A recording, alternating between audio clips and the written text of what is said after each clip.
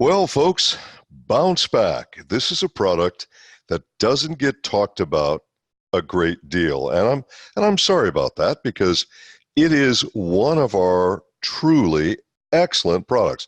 All of our products are great, but there are some of the products that are just especially noteworthy about what they have been validated to do in scientific study, and BounceBack is one of these products. Let me say a few things about the regulatory environment first before I get started. I think this is very, very important.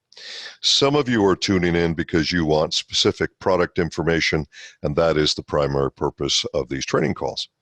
But some of you are also building businesses in various countries.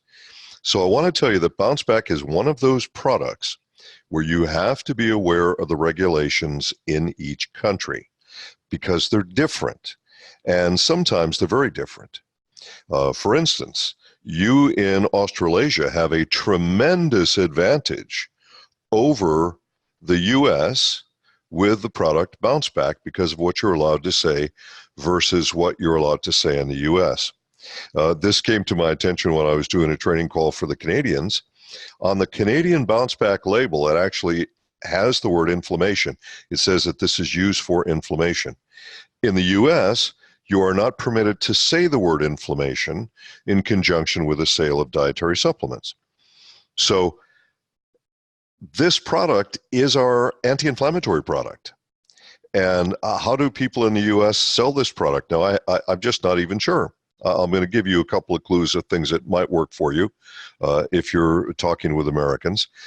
But in Canada, it's okay to talk about inflammation. And in Australasia, it's right on your printed information, your approved information in Australasia. You have a tremendous benefit in that you're actually allowed to talk about what the product was designed to do. Because this product was specifically made for inflammation. Now, if you're talking to an American, if you're talking to anybody for that matter, you might want to use a term called DOMS. You will see this expressed in capital letters, D-O-M-S, DOMS. And what that stands for is delayed onset muscle soreness. Now, delayed onset muscle soreness occurs, and I'll say this to you as a scientist, and then we'll just say it in English, okay? Post-eccentric exercise. So what that means is after you've exercised way too much to the point of fanaticism. So what we say when it's way too much in science, we call it eccentric. So it's post-eccentric exercise. You've exercised too darn much, and you made those muscles really sore.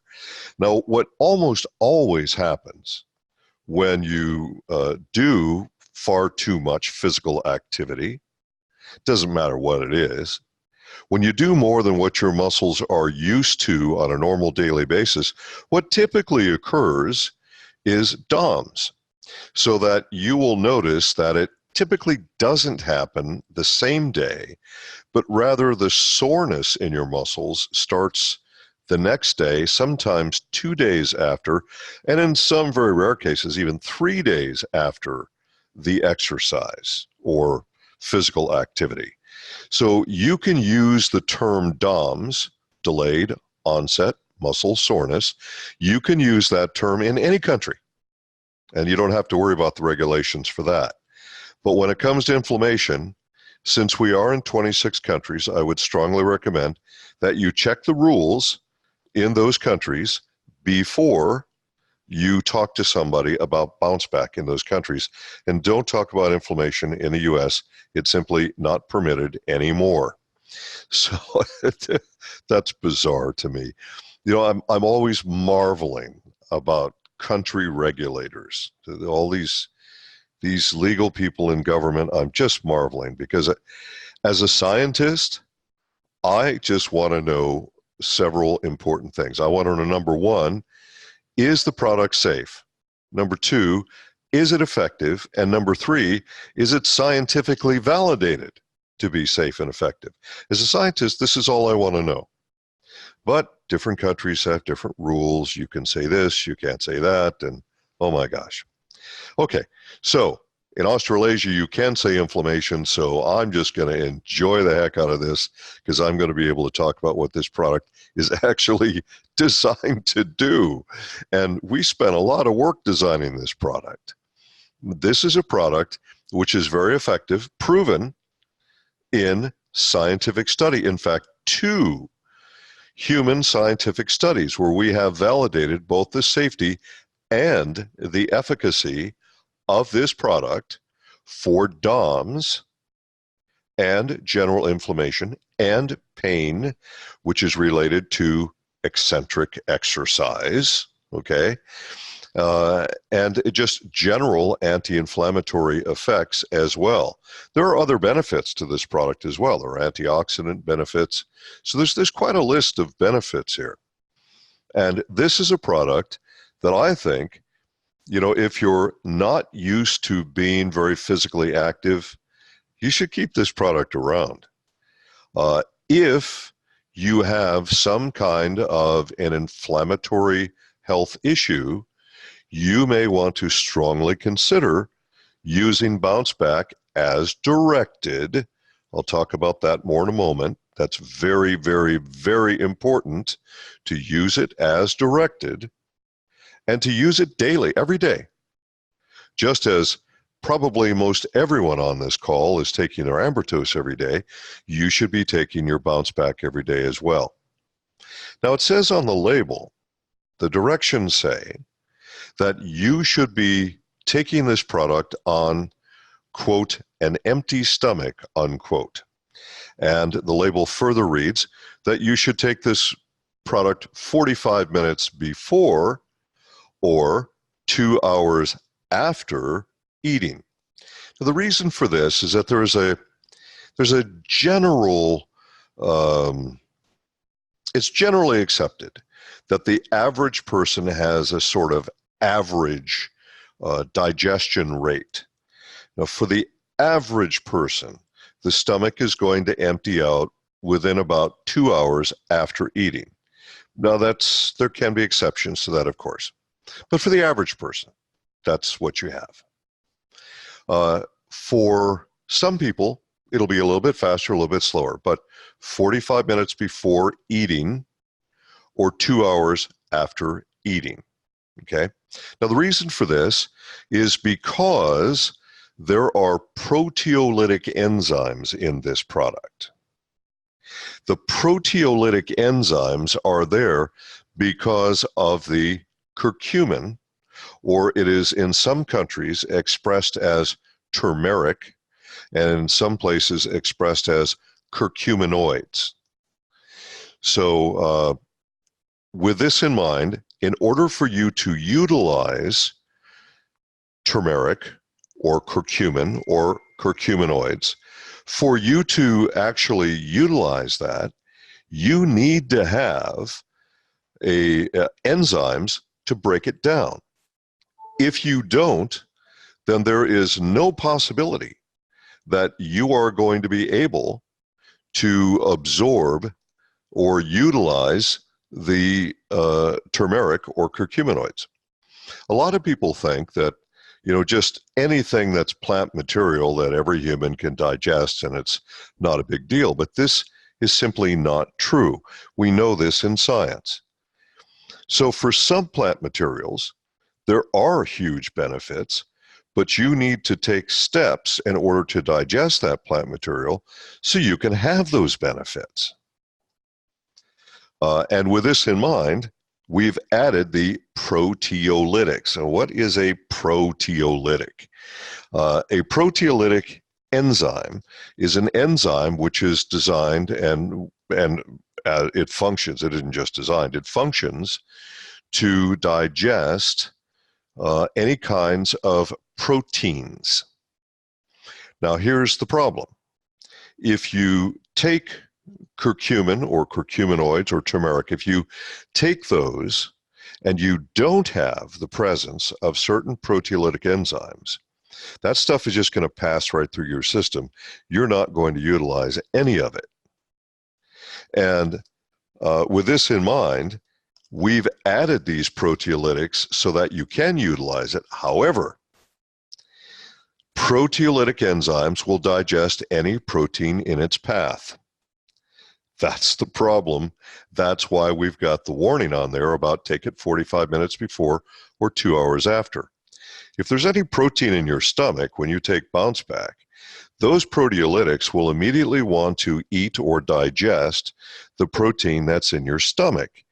And in order for you to work on inflammation in your muscles, in your joints, in connective tissue, for you to work on that inflammation, you have to have these enzymes, you have to have the curcuminoid, I should say, go systemic. If it can't go systemic, that is, go throughout your system, go beyond your stomach and into your bloodstream, okay, when I say systemic, if you don't do that, then you're not going to get the anti-inflammatory benefits of the curcuminoid, turmeric, curcumin, however it's listed in various countries. Now, one of the things that comes up, not super frequently, but periodically for me, is when competitors will put out products that have, let's say, 500 milligrams of turmeric or curcuminoids in a capsule. And then the associate will say to me, oh, but this other company is better because we only have 200 milligrams and they have 500. Well, if you have filled a 500 milligram capsule with 500 milligrams of turmeric, you're going to get zero effect, except a change in your stool color. And the reason for that is because you've got to have these enzymes or you can't utilize the turmeric. As I say, there are some plant materials that human beings simply can't break down on their own. They need help, and this is one of them. Now, we know from the medicine of ancient India and the ancient Chinese practitioners, that both go back thousands of years, that curcumin was first used, or turmeric was first used as a spice and food coloring, but then it was discovered, and who knows how or who did it, there's no record to tell us that, it was discovered that there were tremendous anti-inflammatory properties and antioxidant properties as well. Well, this is pretty darn cool. So if you just have a product that has nothing in it except turmeric and the appropriate enzymes and the appropriate amount, you already have a really darn good product for working on inflammation, which is due to overexertion of your muscles, etc. And that's the way you're supposed to say it in virtually all the countries. So, first of all, make sure you take it as directed. Interestingly, our host for this call, of course, Sharon, is a naturalized Australian, but she's originally from Canada. And I think it's very interesting that the different rules up in Canada, the Canadian system that regulates our labels up there, they make us write on the label that you have to take this product with food. And the regular complaint I get from Canadians is the Canadian product doesn't work and the American product does work. Well, it's the same product exactly, but you have to take it on an empty stomach. And the Canadian label, they force us to put on there that you have to take it with food. And of course, then it just doesn't work. So it's very, very interesting. So that's the drawback for BounceBack, that you have to take it on an empty stomach. These days, food is just too available. It's just too easy to get food. When I was a kid, everybody ate at specific times of the day, and snacking in between meals was specifically prohibited. And everybody would get on your case if you did. But today, everybody just eats whenever they want, anything they want, and it's pretty hard to find times where your stomach is actually empty. But that's what you have to do to make this work. You're going to find out from your use, and we found out from our studies, that BounceBack has a cumulative effect. So your results, your anti-inflammatory results, are actually going to improve over time. As its effect begins to accumulate in your system, you're going to peak out, according to our scientific studies, you're going to peak out at somewhere in the neighborhood of 6 weeks. Now, that doesn't mean you begin to lose effect at that point. It means that you've peaked, you've reached the peak level of anti-inflammatory activity that you're going to get from this product. And it will stay that way as long as you are taking the product as directed. Now, typically, what's directed is 2 capsules a day. Could you do more? I'm asked that question all the time. The legal response from Manitech is you must follow label directions. And are there people who have taken more and got better results? I've had reports of that, but I can't tell you, because I know you're gonna say, well, I've got this problem, that problem, and could I take more? Would it go faster? Or the way our studies were done was to do this sort of incrementally. So we have 2 studies on this product, and that's a great deal of expense as it is, human studies. And we're probably not going to have another study on this product to give you a different look on dosing. So right now, follow your label instructions. Okay, that's what we need to do with this. So on we go with more on this product. So the curcuminoids are super important. That's a really big part of this. Also in the product is something called resveratrol. Now, besides being hard to pronounce for most people don't know what this is, except those who have heard the occasional news story about the fact that there's an antioxidant in red wine that's actually good for your health, which is why people are encouraged by many practitioners around the world to have one glass of red wine per day. I chuckle because I remember the first time I talked about resveratrol in Australia. I was actually in Brisbane, and this could only happen in Australia. Your culture is so unique there. So I'm doing a lecture, and I mentioned resveratrol, and I mentioned to the group that this is found in red wine, and that it's very good for your health, and it is the primary reason why red wine is good for your health if you have 1 glass per day versus 1 bottle per day, okay? And one of the Australians yelled out from the audience, "How big's the glass, mate?" I only get that in Australia. And in fact, when I was doing that lecture, that same Australian left, when I told him it was 150 ml, he was quite disappointed, and he left the audience right away, and I thought I had offended him or something. He came back minutes later with a glass of red wine. It must have had 500 ml in this glass. It was just huge. And he handed it to me up on stage, and the audience encouraged me to drink it while I was doing the lecture. It is the first, last, and only time that I've consumed alcohol while doing a lecture, but it was fun. And people tell me that the lecture got better as I kept going. Who knows? Anyway, so what do we know about resveratrol? We know it's an antioxidant, and we know it's a darn good one. It's a very, very healthy one. We know that it's found only in the skin of the red grape, not in the meat of the red grape. But resveratrol is also found in a few other plants. One of those plants it's found in is something called japonica, and you will see japonica also listed on your Australasian label. You're not going to find a whole lot of information on japonica. In fact, there are different forms of japonica. Ours is Philopia japonica. You will find most of yours on other things. So a different way to look it up, because it's even hard to remember probably for some folks, you might remember it easier this way. It's also called Japanese knotweed. Knotweed, like tie a knot in a weed. Okay, so Japanese knotweed. And if you read botanical journals, you're going to see all kinds of terrible stuff like it's an invasive species and it's a nuisance and all that. Well, But, ancient practitioners doing Chinese medicine, they were testing every kind of plant they could find.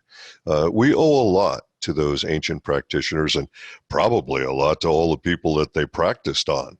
Because who knows what may have happened with some of those folks thousands of years ago. But the fact is, these ancient practitioners found that knotweed, although it may be a nuisance for a garden, it apparently is pretty healthy for humans. And that is primarily because of the resveratrol. Now, there's an overlap, folks. There's an overlap between various antioxidants and various anti-inflammatories. So that there are some things, a category which is called phenols or polyphenols. And these tend to be very good antioxidants, but also have anti-inflammatory effect. This tends to confuse some people because they'll look up on the internet, which seems to be what everybody does these days. Every time I mention something, they pick up their telephone, their smartphone in their hand, and they are on the internet looking stuff up while I'm talking, and that makes me crazy. But because they can look it up after I'm done. Okay, but people just do this all the time, and the problem with that, of course, is that if you're not a scientist, you, number one, may not know the most reputable places to get actual objective scientific information. That's the first thing. So generally, the pretty websites are not the reliable, dependable, objective websites. The pretty ones tend to be commercial in some way. Now, this is not always the case, of course, but it tends to be that way. So with this in mind, people will often get information that confuses them. And they may not know how to sort out the information when they go to a reliable, objective, scientific website, or may not be able to understand it. So with this in mind, we want to simplify this as much as we can. So there are a number of anti-inflammatory molecules in this product derived from different plant sources on purpose, because they all have very slightly different activities as it relates to inflammation. The reason that we can't talk about inflammation in the U.S. anymore is because of so many recent studies published in the U.S. which have made a direct correlation between virtually every kind of immune complaint and inflammation. And now the U.S. scientists are arguing with each other. Well, does the inflammation cause the immune problem, or does the immune problem cause the inflammation? Well, as they continue to argue with each other, all I care about as a practitioner is how do we help the body deal with inflammation in a safe and a natural and effective way. So what we're talking about is anti-inflammatory agents from very safe plant sources, and resveratrol obviously being one of the biggies. So the formula that you have in Australia does differ from the one that we have in the US and Canada. But again, those are country rules. And what happens here, and often I will get, especially in Australasia, I will often get associates who say, well, how come our formula isn't the same as the US, or is our formula as good as the US? Well, I don't know if you have this old saying in Australia or not, but there's more than one way to skin a cat. And for those of you who are cat lovers, that's just an expression, okay? I don't want to hurt anybody's feelings here. But there are different ways to solve a problem. You can go down different highways and still get to the same endpoint. That's one of the beauties of science today. So yes, we know that we can be as effective with the ingredients that Sharon just read off, what we have in the U.S. formula. In the U.S. formula, you'll see listed avocado and soy unsaphanopiobles. You'll see a couple of other things. But what we've done in your as soon as she read those to me, instantly, it all came back to me. So because I use Ambrotose, and that's very good for your memory. So what we have going on here is a product that will definitely help you with inflammation. It definitely needs to be taken on an empty stomach, or you're pretty much going to negate basically the majority of the beneficial effects. You'll still get some antioxidant effect, out of this. But the purpose of the product really is inflammation. That's the whole point. We did 2 studies with human volunteers, and we did this at college campuses. We recruited college athletes. Why? Well, it's a known fact that the younger someone is, the more invincible they think they are. And they tend to, in terms of sports activities, be far more daring and far more reckless sometimes, plus the fact that they typically have more energy to expend anyway. So we thought college athletes would give us a much better look than professional athletes would. Professional athletes are concerned about their careers and their paychecks, and so I'm sure that they all do a great job on the field putting out, but the college kids will do a little bit harder usually. So that's why we did that. We tested them on pain indexes and inflammatory indexes. We also tested them on energy expenditure. And very, very interesting, what we found was that they expended more energy, the group that was tested with BounceBack versus the control group that did not get BounceBack. Why did they expend more energy? It's not that the product gives you more energy. It's because their muscles were recovering faster. Now, this study was done over time, so it wasn't a one-day look. This is how we know that you peak out at about 6 weeks. And what we saw is that because they recovered more quickly from eccentric exercise, okay, so crazy exercise, all right, because they recovered more quickly, they had less soreness. They were more likely to work even harder the next time and get back to work even faster the next time.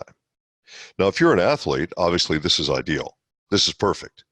This is the perfect product to support an athlete who really wants to go for it. Down there in Australasia, where you've got the rugby players, and I mean, rugby's a tough sport, that's for sure.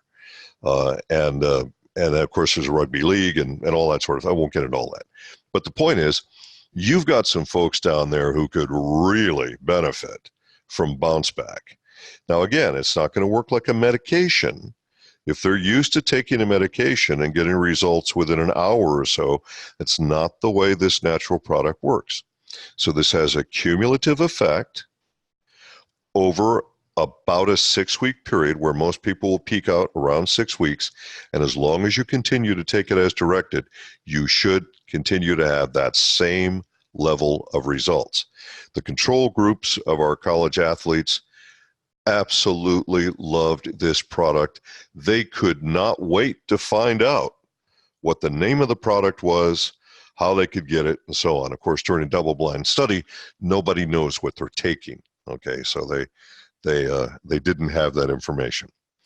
So inflammation, and think about that in a very broad general sense. Now, this is set up for muscle inflammation, but when your body becomes inflamed, and I have a very, very brief video in the US, I make these things called product focus videos, so it's super brief, and I sent a tag for that over to Sharon, and I'm sure that some of you may want to see that. Just click on the link, it'll take you right to it. It's probably, I don't know, 5 minutes, something like that. And I talked briefly about that, and that video hasn't been taken down yet. I'm sure it will be, because I actually talked about inflammation on that one. So it's a few years old. But it gives you a very, very good encapsulation, very quick 5-minute look at what this product can actually do for you, and why it does what it does.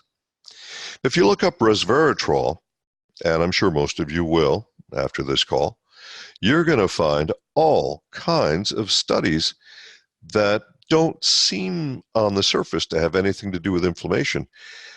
Things about the heart and about the immune system and about blood sugar and so on. But folks, what you'll find out if you actually read those studies, don't just read the abstract, because that often is misleading. but actually read the whole darn study, you're going to see that the effects in all of those areas is all about inflammation. It's what it's all about. I love it that I can talk about this on this call. Absolutely love it. It's so hard for me to talk about this product in the United States, but you guys have got it made down there. So inflammation is the key. And the japonica I just talked about is one of them. The resveratrol, of course, is another big one. Sharon mentioned bromelain and, of course, the word protease. On some labels, you'll see a word peptidase, which is a sort of a different way of looking at breaking down proteins. So if this gets into your bloodstream, it can interact with proteins that are created when you do eccentric exercise. And these proteins, when they get into your blood, they actually cause inflammation. And that's how the muscles get sore and all that sort of thing. So the curcuminoid, or curcumin, or turmeric, however it's listed in the various countries, has to get there, but the enzymes have to get there as well. The bromelain and also the protease enzymes, they all have to get there. They're proteolytic, simply means enzymes that break down protein or digest protein. That's all it means. You're also going to find references to resveratrol in terms of brain health, cognitive health, and so on. Those are not registered claims for Australia. And I should probably talk briefly about registered claims for those of you who are business builders. Just because a scientific study has shown that an ingredient will do this or that, that doesn't mean automatically that you have a claim just because a study proves it. Claims have to be filed for and approved by whatever the regulatory agency is in your country, and then we get the claims or we don't. And it doesn't always matter that you have a scientific study. So in the US, we originally had something like 42 claims, I think. After the inflammatory thing was taken off, then I guess we have 4 or 5 now. In Australia, I think you have 3 or 4, which are registered down there. So what I'm doing on this training call is I'm telling you what the ingredients can do. You're going to find it anyway. You're going to look it up anyway. But I want you to have it clear and accurate so that if you've gone to some website that has not properly informed you for whatever reason, or if there's something that you may not understand on a particular website, then on this call, you'll understand it. So I think that's like super important. All right, so I'm just looking at the Australasian approved benefits claims. You have may help reduce bruising, swelling, and inflammation from minor injuries. May help in recovery for overexertion or physical activity. Aid, assist, or help in the maintenance of good health and general well-being. Well, a lot of that is just encapsulated in what I've already just said. And of course, you've got the verbiage that's approved in Australasia versus the verbiage that we use in the US. But even on your literature, it talks about DOMS, delayed onset muscle soreness. And it talks about the benefits of the curcumin and the benefits of the resveratrol in particular, as well as Japanese knotweed and other antioxidant benefits. So you've got a pretty good air sheet on this. But the most important thing is you can talk about what the product actually does. Son of a gun. What a concept, huh?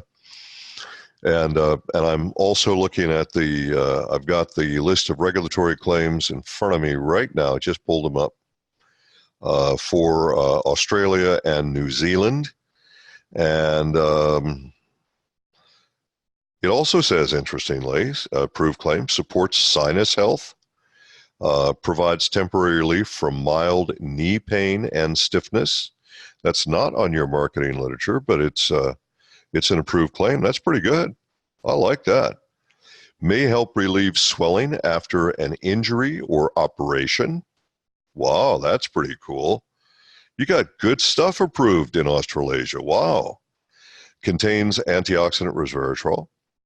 And Mexican wild yam has traditionally been used in American folk medicine for the relief of muscular cramps and spasms. Wow, you've got great claims down there on this product. Right now, just as a result of what you've just been made aware of, this should help a whole lot of you to introduce BounceBack to a huge number of people. Now, I don't have the statistics at hand for Australia, New Zealand, and Singapore. I can tell you in the United States, there are more than 50 million people in the U.S. that suffer from just one particular inflammatory disorder, just one. You've got, I don't know how many people there are in your three countries that can benefit from this product, but it's got to be a pretty huge percentage, especially with what I've just given you.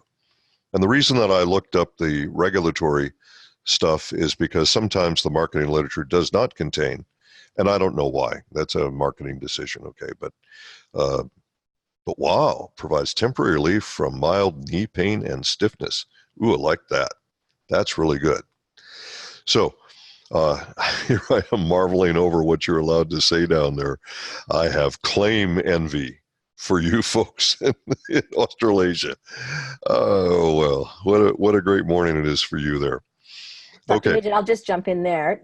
There's a few questions, just if you can encompass Sure. bone and joint health as well in regards to the product. Sure. I've read all of the claims that are approved for your countries. If I talk about anything beyond that, this would be in reference to some of the science out there, but it would not be claims that you can actually make in the sale of this product to anyone. So, joint health. When you have swelling in a joint, there are several things that are going on. Now, sometimes it's a result of post-eccentric exercise, okay? Sometimes that's a result. Sometimes it's other things. It can be related, as an example, to synovial fluid. And that's a sort of a lubricant, a lubricant that's found in your joints, okay, that helps those joints move without too much friction, if you will. Okay, I guess that's the easiest way to look at it. We do know that there is an assist by certain polyphenols and synovial fluid. I guess it'd be the best way I could say that. And you will find a variety of studies, probably a long list of studies on a lot of databases. And keep in mind, friends, that there isn't one scientific database for the world. There's a whole bunch of internet scientific databases. There's so many now that a computer would need a computer to keep track of them. I mean, it's astounding how fast scientific studies are being published around the world. I can't keep up with this stuff. It's too much, even for a computer to keep up with, really. So if you're used to consulting one database, for instance, Americans always go to a database called PubMed, which stands for public medicine or public medical. And because it's a U.S. company and U.S. associates were the original associates, they very often talk to their downlines about PubMed. But trust me, folks, there are many more scientific databases than PubMed. PubMed, last time I looked, had something like 14 million studies on it. But there are plenty of others. So you're going to look up and you're going to find in various places studies that relate to some of the ingredients in BounceBack and joint health. You will find a lot of studies out there that relate to inflammation, joint inflammation. Okay. However, the claims on the product are really about muscle pain and inflammation. And of course, those claims that I specifically read you, in fact, I'm going to read them again because I know how it is with audio. That probably just bypassed a lot of folks who were listening. So you have the claims that are on your, it's called a tear sheet, so your product sheet that is available to all the associates in Australasia. But I'm going to read you other regulatory approved claims for Australasia and New Zealand. So listen carefully. Provides temporary relief from mild knee pain and stiffness. Supports sinus health. May help reduce bruising, swelling, and inflammation from minor injuries. May help relieve swelling after an injury or operation. If you're going to recover from a wound, doesn't matter what the wound is, there's always swelling with a wound. The faster you reduce the inflammation, the faster you heal. So this is really important. This claim is super important. May help relieve swelling after an injury or operation. Contains antioxidant resveratrol. And then, of course, there's the statement about the Mexican wild yam that has been traditionally used for muscular cramps and spasms. Okay, so that's as far as bone health. No, there are a couple of ingredients that you may find associated with certain aspects of bone health, but I would not relate this product in that direction. If bone health is a concern, definitely you want to be using Catalyst in conjunction with whatever else you're doing. All right, and lastly, you folks can talk about inflammation. Oh my gosh. And that's what this product is actually designed for. That's what our two scientific studies, in fact, you can go onto a website, manitechscience.org, and you can look up those two studies. So go to manitechscience.org, and then there's a tab on top that says publications. Click on publications. That pulls down a list of all of our scientific studies, our papers, our scientific book chapters, all that is all on there. And you'll find two studies about BounceBack.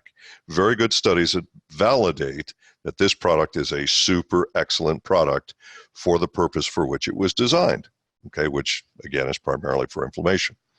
So it's right there. Now, you will probably not find anything on the website when you, on Manitech Science. If you go to BounceBack, you'll probably see one of these messages that says site under construction. And it's because our US people haven't figured out how to describe BounceBack without using the word inflammation in the United States. So there's just nothing there, okay? But you've got the whole deal. You know everything now. So this is very, very cool. Well, you folks have a great week down there in Australasia.